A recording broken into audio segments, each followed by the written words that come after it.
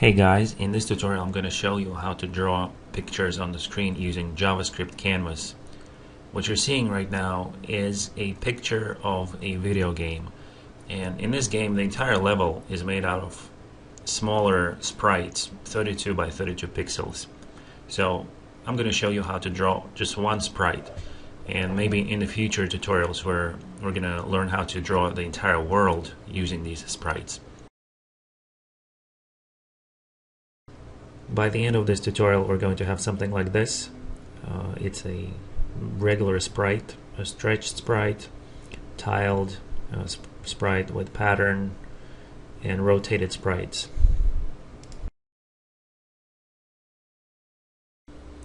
First we need to initialize context, and this is the code from my previous tutorial. Here I created a JavaScript object called context, and really to initialize Canvas, all we need to do is these two steps. You don't really need to do this inside of an object. You don't have to create this object. These two steps you can do separately inside the main game function.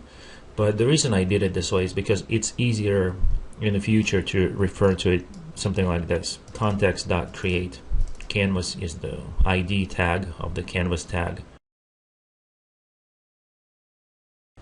And creating a function around these two functions that initialize context makes it much more convenient to, as a user interface, to refer to create canvas, and then we can just move on and start rendering sprites on the canvas once it's created.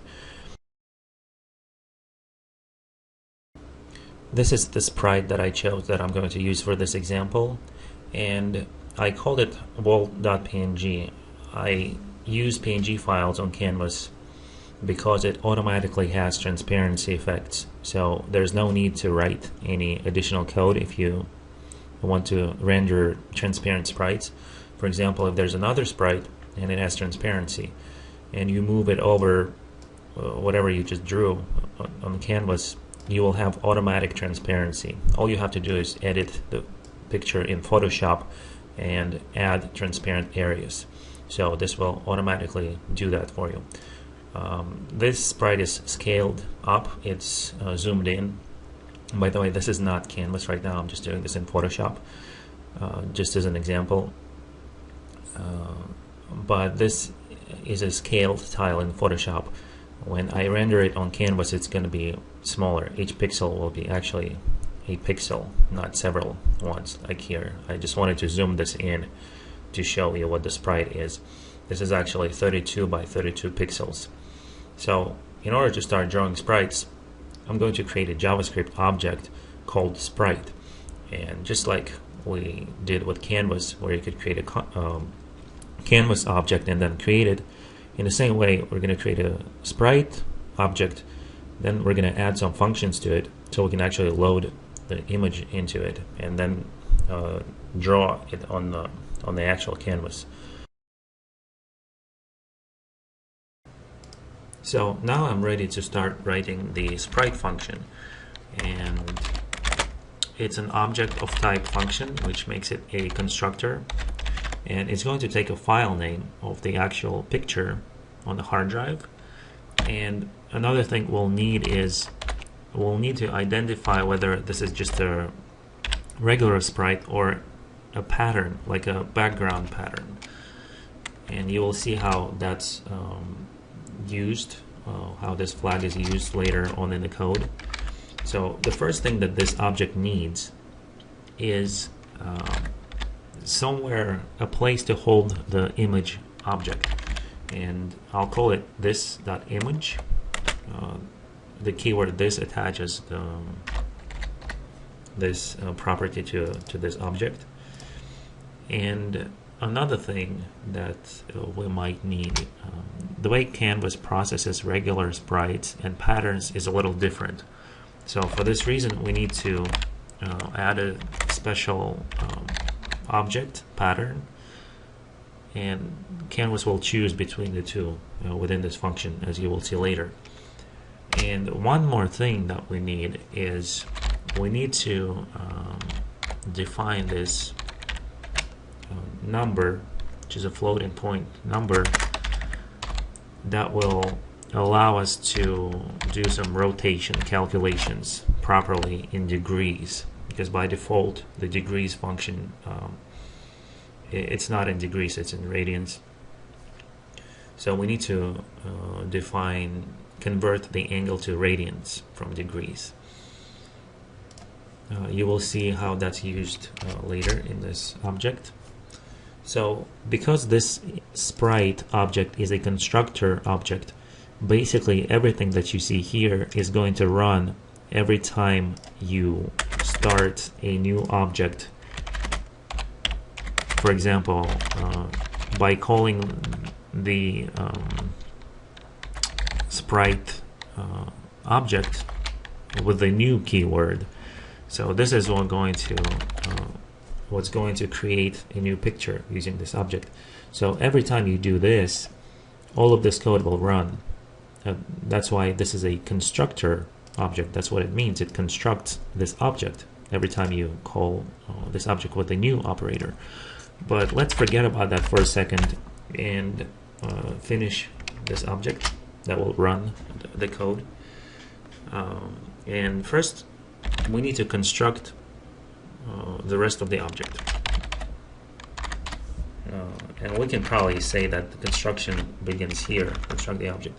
What we need to do next, we need to check if the file name is actually, if it was actually passed undefined. If it's not undefined, file name is not empty, and file name is not null. So if we have a valid file name, we can start loading the image. And the way it's done, we're going to take this object here that we created, and we're going to start a new object, image. Image is a built-in JavaScript object for dealing with images. And in order to load it, all we need to do is assign image.src, assign file name to it, and that will actually load the picture. So that's it, there's nothing else to do. One more thing we need to test for if isPattern flag. So let's say somebody passed isPattern as true, and we need to do something here about it because Canvas doesn't render images and patterns in the same way. And so we'll take this object, the second object in this constructor, and we'll use the context object from the previous tutorial and earlier in this one. When we created context here with this function, we're using the same context here. And it has a createPattern method. So we need to pass this image that was just loaded into it and specify repeat. So this will create the pattern. And of course, if the file name wasn't passed, we should probably log it into the console by saying unable to load sprite.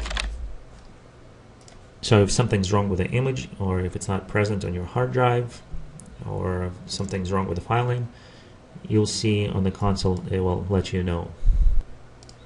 So at this point we have successfully loaded the sprite. Let's go back to our wall.png picture for a second.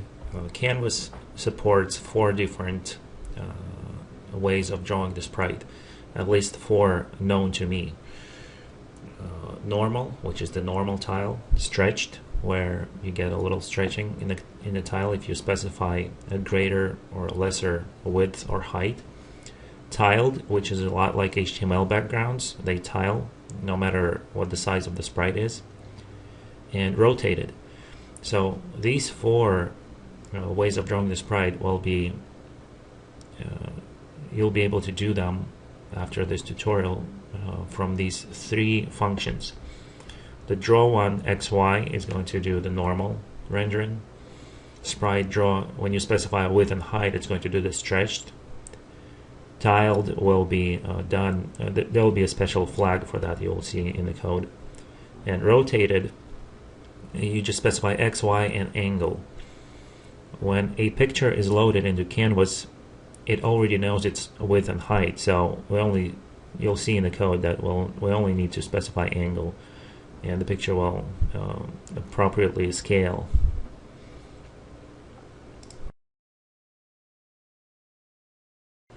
So let's go back into the code, and we already have the sprite loaded here. So let's add some functions that actually draw the sprite. The first one I'm going to attach to this object is the draw method, and it's the one we just saw on the previous diagram.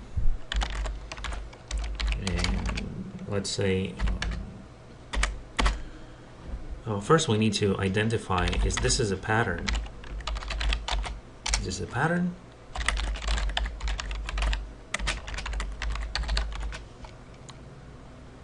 So if that's not equal null, it must have something in it. And I'm going to use the context again. We're going to be using context a lot. It's the initialized context from here.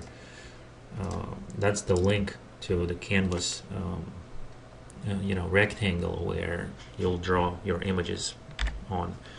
And because this is a pattern, and we'll take care of this case first, we need to pass it into fill style. This is one of the ways to draw rectangles on Canvas, is to specify the properties in fill style. This is the style with which that rectangle will be filled, because we're passing the actual pattern that was created earlier here. If it was indeed created, then it will fill that rectangle with that pattern in that image. Fill rect, that's the function we need to use in order to draw it. And so if this is a pattern, what if it's not a pattern? And this must be a regular picture, and the drawing for that is slightly different. The image, first we have two cases as we just saw on the previous diagram, stretched and regular picture. So if we do something like, if width is undefined or height is undefined, so what I'm doing here is saying if width and height were not passed into this function, we'll probably draw whatever's the original width of the image. Again, we're going back to a context object which holds all of this information for the canvas rectangle on which we're drawing, and it has a function, built-in function, drawImage. So it takes x, y, width, and height, but we already have it in the image. First, we need to pass it the image itself. That's the image into which we loaded the sprite. Then it takes x and y position, which is passed into this function right here, xy. That's our own parameters. And next it takes the width and the height. And these are, we're seeing them for the first time here, these two. Once you load the image, width and height automatically contains its original dimensions. And so this will happen if width and height are not defined. So it will just take these original dimensions. But what if it is defined? Now we need to draw the stretched picture. And stretched. The same thing, we go to context and draw image. But this time we're gonna take the image, take its x, y, and we're simply going to use w and h, width and height, to stretch the picture.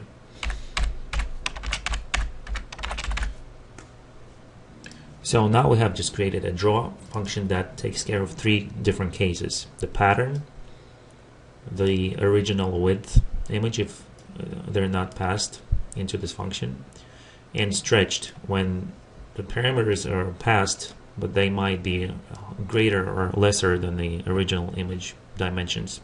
So in this case it will stretch the picture. Before we move on to the next function, this rotate, I'm gonna have to demonstrate something else so it's a little more understandable. So let's go to the next slide, and then we'll return back to this rotate function and actually write in the content of this function.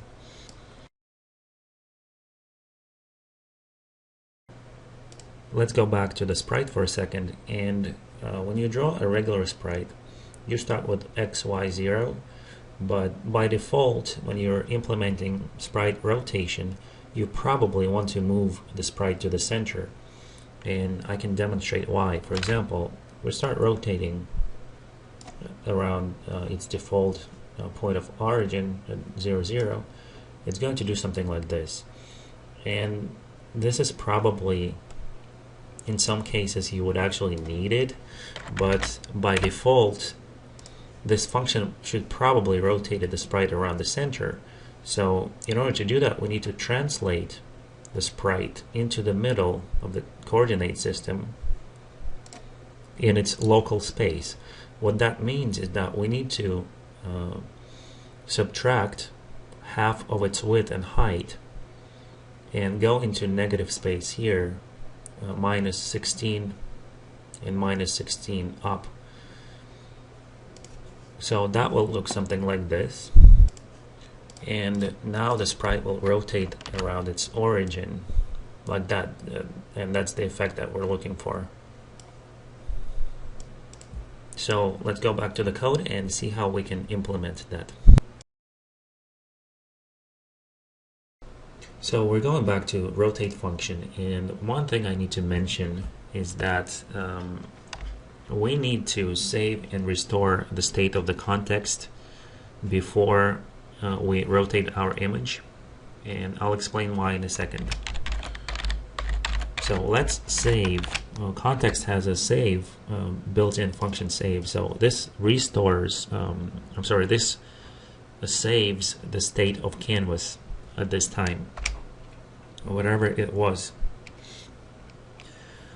And what we're going to do when we rotate a picture on the canvas, we're not rotating the picture itself, we're rotating the canvas and translating it into a new position.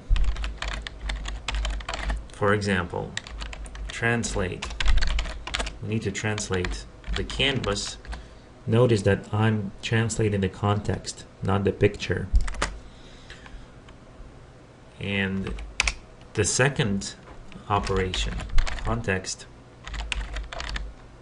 rotate. Again, notice that I'm rotating the context, not the picture.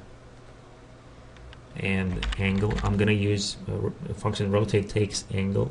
It's a built-in function in context. We don't have to write it ourselves. Angle, and this is where this mathematical conversion from here will be used.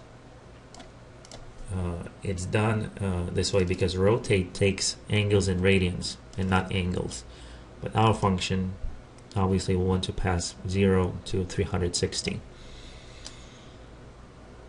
and in order to convert from one to another we need to multiply by that value that we created earlier. I'm not going to go into math behind this, but this is the way we need to do it. And finally, we're going to draw the image using the familiar drawImage function. It takes the image source, and then we need to get a negative width divided by 2. So this will translate the picture into the center, as we have seen in previous diagrams. And do the same thing for height, divided by 2. And at this point, we save the context. We drew, changed the context. Then we drew the image in the center. And we're going to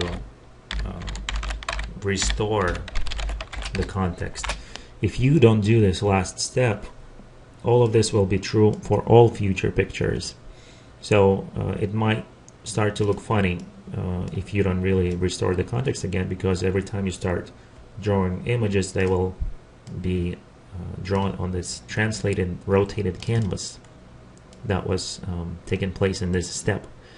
For this reason, we always need to first save the current state of the context, perform some operations, rotations, translations, draw the image, and then restore it. Hopefully it makes sense.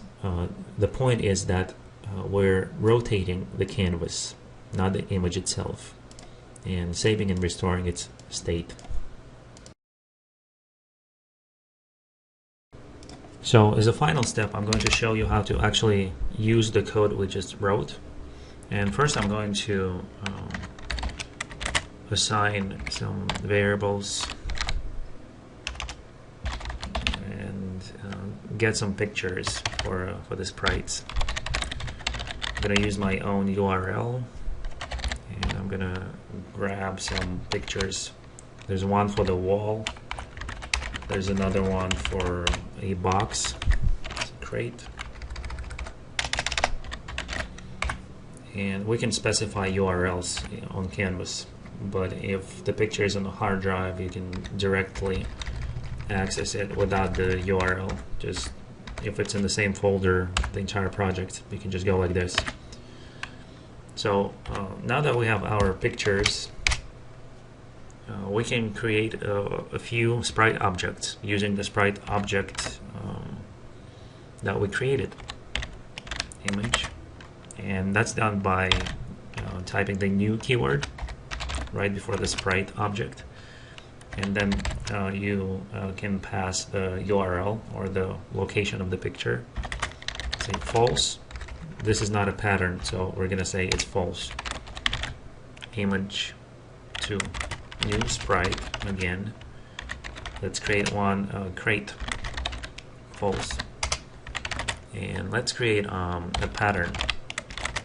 New sprite crate, and this will be true because this is a pattern, unlike the other ones. Let's rotate the sprite dynamically, so we'll need some kind of an angle. So I'm going to draw them in an interval with a time interval, and the reason for that is because we need to refresh the background with black color on each frame of animation. Function, and I'm going to open this function.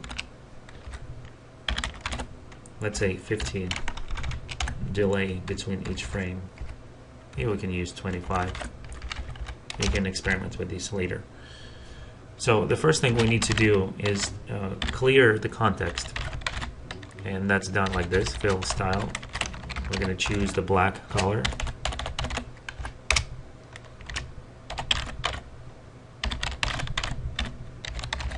And now we're going to call fill rect 00, let's say 800 by 800, big enough so we can place our sprites inside this box.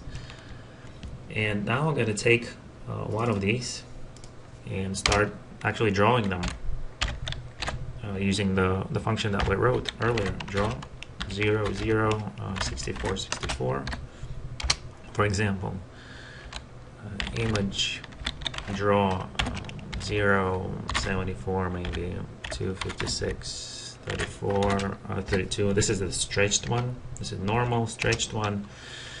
Let's draw a pattern, which is this sprite. It's a crate with a pattern set to true.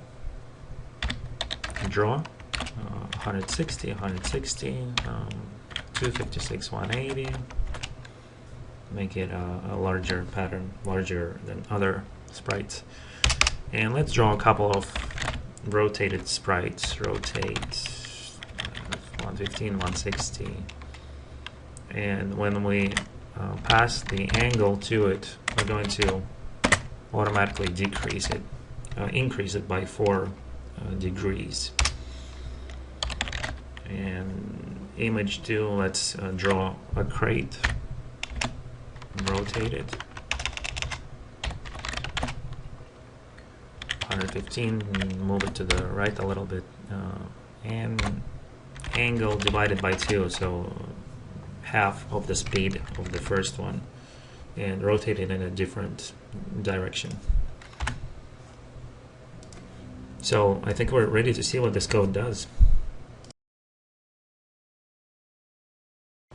And when you run this code, you will see something like this. So these are all of the sprites that we just created and used Canvas to draw them on. And I guess this concludes this tutorial. Hopefully you'll stick around until next time, when I'll probably cover drawing entire game maps using sprites, or something more interesting than just spinning pictures. So I'll see you guys next time.